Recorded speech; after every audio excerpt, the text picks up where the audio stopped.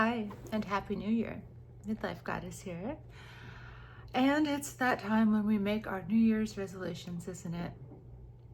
I've been sort of incommunicado because I've been at the beach, as always. And at the beach, I still think is the best place to meet anyone that you might potentially date for a number of reasons, as I've said. But a very important one is you can tell if you're attracted to them right away. There's no hiding, there they are.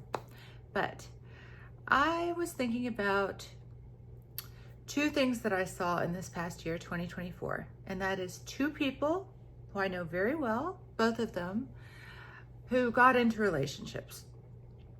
Actually, I could go into more stories of that, but I'm going to do these two because these two are polar opposites, okay? So the first person, they waited very patiently and they met somebody that they loved, who loved them, and very quickly they were married and they're happily married. I'm not saying they don't have to, like all married people, like all people in relationships, they have to learn communication and figure out how to please each other and live together. I mean, when people have lived alone for a while and then they move in together, it's going to be a transition. And I still think that the ideal situation is probably just to marry someone who lives in your neighborhood or a neighbor or someone who you don't have to actually coincide with, or live in a house that's large enough where you really have your own space. Because we didn't really share rooms and otherwise, only because the reason that married couples share a room now is just, it's for cost reasons. It's not because that was what, if you look back at aristocracy, they always had their own room. And a lot of people still do that. A lot of people still have their own room. It's people just share a room some love it, and some people like to be attached at the hip, but some people like a little more space. So I think I would always be one of those people that wants a little more space, Anyhow, so this couple met, they were both patient, they were both in their 40s, and neither had been married. They waited, no one's divorced, they've just been looking for the right person, and when they found that right person, they got married and they're happy, and that was that. Okay, now I'm thinking of another person I know very well, divorced, has kids, which I'm sure changes things, but I feel was not patient and sort of just really wanted to have a boyfriend, and is now with someone who, how can I put it?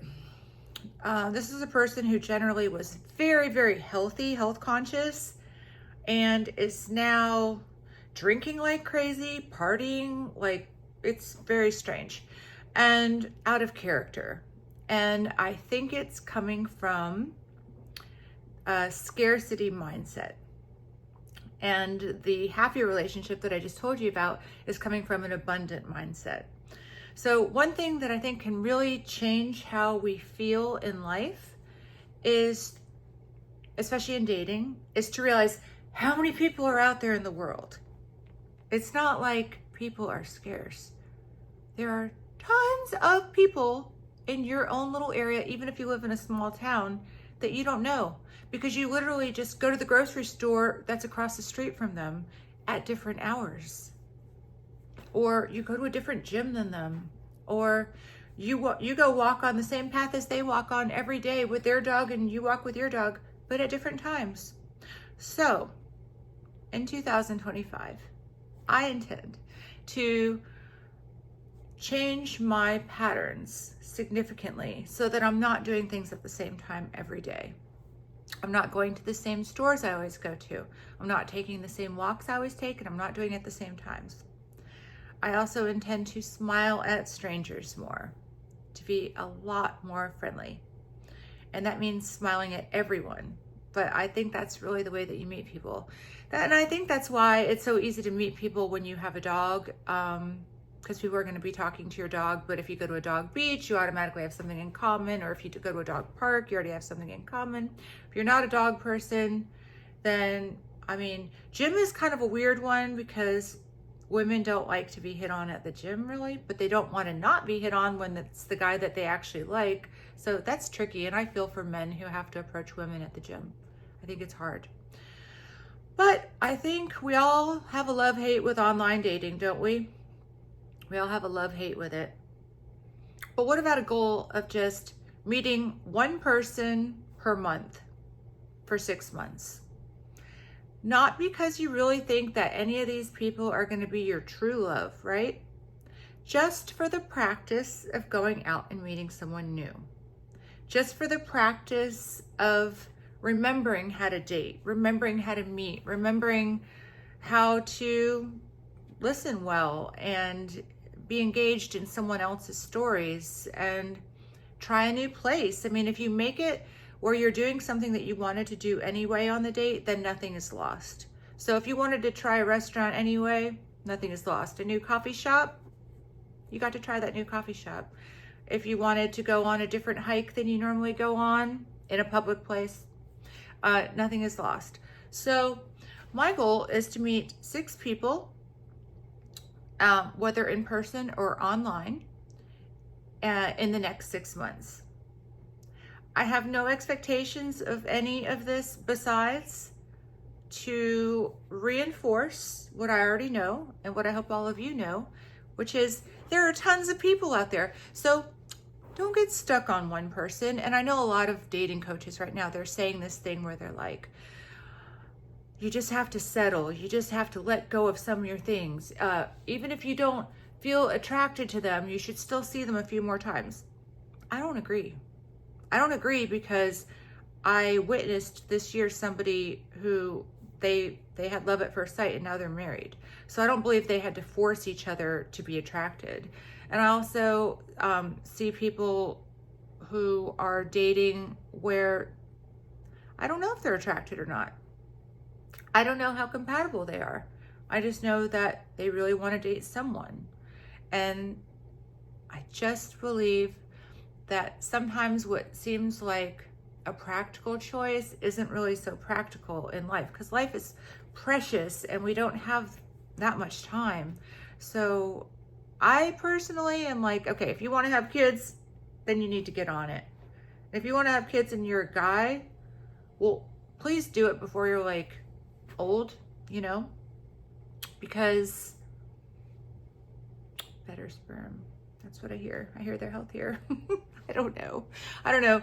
It's just sometimes I see people who want children and I look at their age and I'm like, okay, maybe. And if you're a woman and you want children, of course, you're going to need to be maybe a little bit less picky. You're going to need to find someone who's just a good, solid guy who's a provider and who has good genetics, let's hope.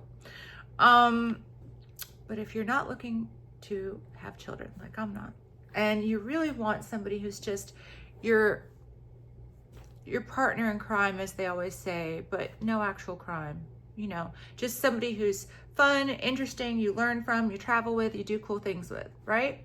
If you want that, you're not in a hurry. You're really not in a hurry. So don't think you're in a hurry, but do keep meeting people. And if that means going to different places than you normally go to, good. Smiling, being friendly, good. And don't force anything. Don't force yourself to feel attracted to someone that you're not attracted to. That's just why, you know? I mean, everyone deserves to be with someone who they really find attractive and who really finds them attractive. Those two things. So if you're a person, male or female, and you're with someone who's way more attractive than you, but they kind of seem like a gold digger, because gold diggers come in both male and female form. You're not getting the real love of somebody who's really into you. You're getting a transaction. And if you're okay with that, more power to you. But if you want that feeling of excitement and enjoyment and real love, that is only going to happen when you're with someone where instantly or very soon after instantly, you're both like, wow, you know, who's that? Who's that feeling? You should both have it when you see each other. You should have a little excitement. And all these dating coaches are going to disagree with me, and they're going to say butterflies is something that you should have only before your 40s. And once you get to that age, just give up on butterflies. That is BS. And that is just, I don't know if they're saying that because people want to hear that so that they can just be like, I have somebody. I'm happy enough with them. I have somebody. I just can't agree. I can't agree with it. I think that, I mean, my grandmother, who I think I've told the story before, but she was with somebody who she had many love affairs. And when she was 39, she had a love affair with somebody who was 15 years younger than her. And she already had 12 kids at this time. And so that was just absolutely crazy back then. But he still died 10 years before her. He still died way before. As men generally do die, like, you know, I don't know, maybe it's like 7 or 8 years before women in general. So if you don't want them to be around, date someone older if you want some free time at the end of your life. But if you really meet someone and you love them, it's kind of ideal that you would spend the rest of your life together, I'm thinking. I don't know.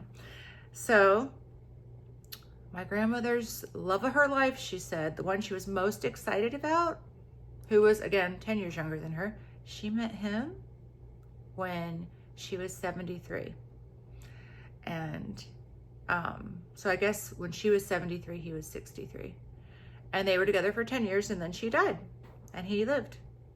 And those were probably the best years of her life romantically. They played instruments together. They were traveling together. They were just crazy about each other. They even had little lover spats. I mean, they were crazy about each other. So that's another thing.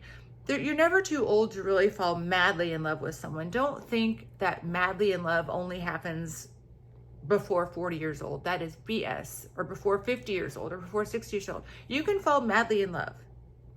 All you have to do is put yourself out there. One thing I always saw her do is if she was in the grocery store, say, and she thought a guy was cute, she would just chat him up. She'd be like, oh, those eggs look fresh, huh? These are very good. She was just talking about whatever, nothing. And it gave the guy an opening to talk back to her. And I think that's how she met people, is she was just friendly to the world, smiled to the world. She was a very attractive woman, not like a great beauty, you know what I mean? Not Sophia Loren or something, but she had a friendly twinkle in her eye, a smile all the time, and she was never lonely. And we can all learn a lot from that. Just from smiling at the universe, being friendly, going out to places that we don't always go out to. So we're not just like in the same, you know, same walk every day at the same time, on the same place, and same grocery store at the same time, same restaurant every Friday night. Let's not do that. Let's go out to other places and let's be out there, you know? Anyway, so 2025, yeah, let's all do some push-ups and sit-ups and squats. Okay, yes. Let's all eat more eggs because they're the perfect food. Let's definitely have some lean red meat in our diet. Yes, let's hydrate. Let's drink less for sure because it makes you look way better. I've tried that and my skin changed so dramatically. There's just no words for it. So, but the biggest thing is, let's change up our routine and let's make a commitment to meeting 6 new people in the next 6 months. And it could be from online or it could be from out. And let's look at these, this goal as the main thing is it's a reminder of how many people there are in this world. We don't have to get stuck on one.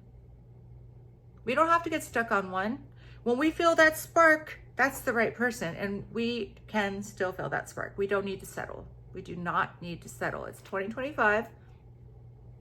Let's make ourselves better, more interesting. Let's learn something cool every day so we have stuff to talk about. Let's learn. Let's be healthy physically, mentally, spiritually, all of them. Financially, let's think about our future.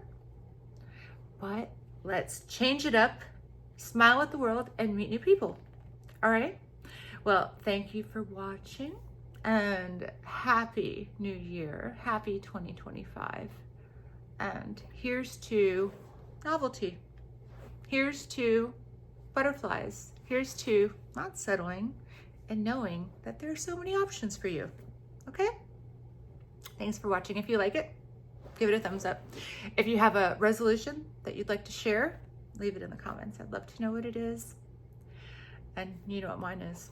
And we'll see how this goes. We'll see how this experiment goes. And I'll be back to posting a lot more because I'll be back from vacation. I won't be at the beach anymore. I won't be distracted by palm trees and sand and all of that stuff that distracts me so easily. Anyway, mwah, bye.